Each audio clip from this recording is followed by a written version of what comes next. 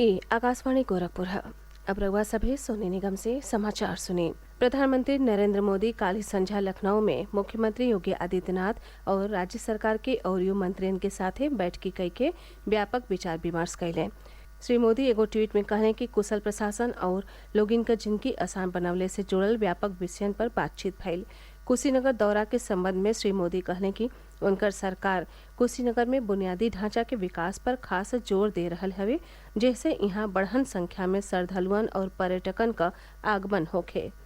एह बीचे नेपाल का प्रधानमंत्री शेर बहादुर देउबा बुद्ध पूर्णिमा पर काल्ह लुम्बिनी के जतरा बदे प्रधानमंत्री नरेंद्र मोदी के धन्यवाद दिहले हवे।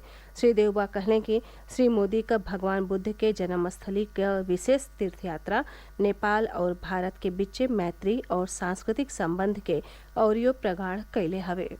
प्रधानमंत्री नरेंद्र मोदी कहले हवे कि सरकार पिछला 8 साल में विस्तार, सुधार, विनियमन, जवाबदेही और क्रांति ले अइले के पंचामृत के साथे दूरसंचार क्षेत्र में नया ऊर्जा का संचार कैले हवे। श्री मोदी आज नई दिल्ली में वीडियो कॉन्फ्रेंस के जरिया से भारतीय दूरसंचार विनियामक प्राधिकरण ट्राई के रजत जयंती समारोह के संबोधित करत कहले कि देश का दूरसंचार क्षेत्र आत्मनिर्भरता का एगो ऐसा उदाहरण है। उहाँ के कहनी कि कनेक्टिविटी 21वीं सदी में देश के विकास का गति तय करी।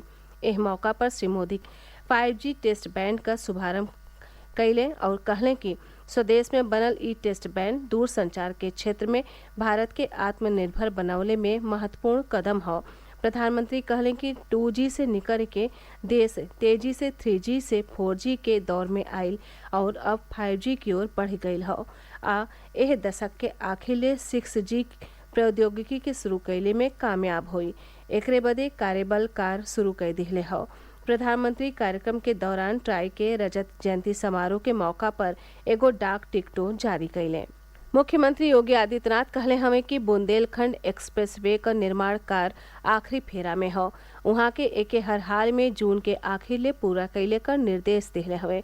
लखनऊ में आज उच्चाधिकारियों के साथे बैठकी में श्री योगी कहले कि बलिया लिंक एक्सप्रेस वे का निर्माण कार्य के भी तेज कैल जाए। उहाँ के इहो कहनी कि प्रदेश के 8 आकांक्षात्मक जिला विकास के कई गो मानकन पर सराहनीय कार्य कैले हवे। उहाँ के कहनी कि एकर सराहना नीति आयोगो कैले हवे।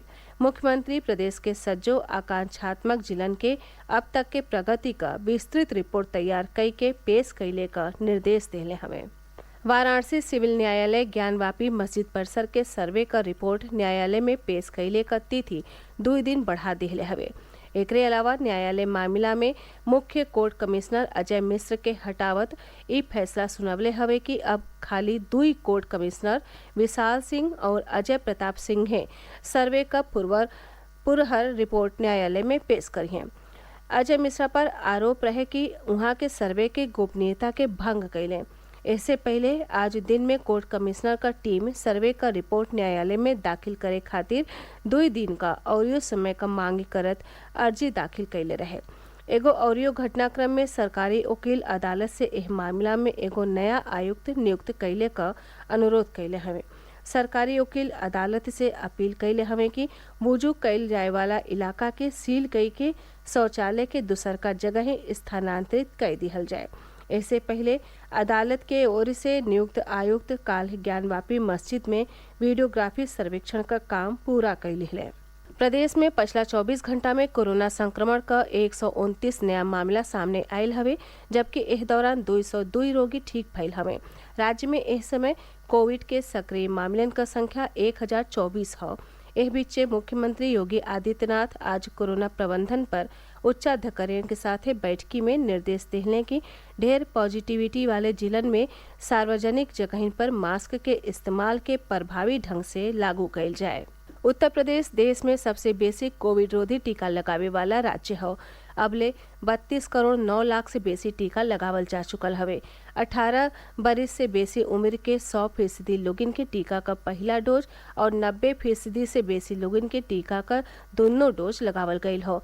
वहीं 15 से 17 आयु वर्ग के 96% से बेसी किशोरन के टीका का पहला डोज और 71% से बेसी के दोनों डोज लगावल जा चुकल हो। 12 से 14 आयु वर्ग के 75% से बेसी लइकन के पहिला टीका लगावल जा चुकल हौ, जबकि 14% से बेसी के दुन्नो टीका लगावल गयल हौ। एकरे साथ ही इ समाचार बुलेटिन पूरा भइल। नमस्कार।